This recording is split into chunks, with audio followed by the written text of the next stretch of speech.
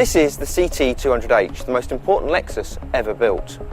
Not only is this 5-door the first small executive car from the luxury firm, but it will also be the first hybrid in the market when it goes on sale in March.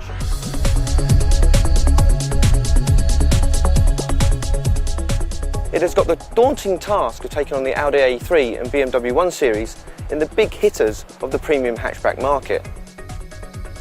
Lexus have done remarkably well to recover from the Alan Partridge naffness they got from the TV show in the 90s. Since then we've seen the RX 400 4x4 and the ISF Sport, which have given the brand a new cool. Now this car must do exactly the same if they are to seriously take on the big Germans. The CT200H does have a very desirable front end. It's very much another Lexus which has been stuck on a bore wash, but the LED lights, chrome finishing and double muscular grille does make it very sporty.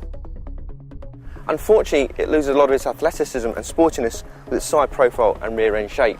It's solid and dependable, but not dynamic.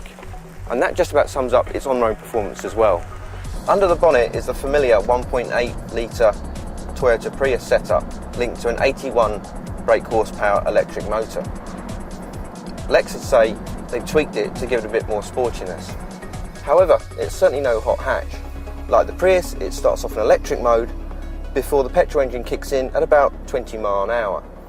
Unfortunately thereafter, it takes over 10 seconds to get to 62 miles an hour and the top speed is just 112 miles an hour. The BMW 1 Series equivalent goes up to 130 and frankly feels a lot more punchier. There are 3 driving modes, normal, eco and sport, which are illuminated impressively on the dash.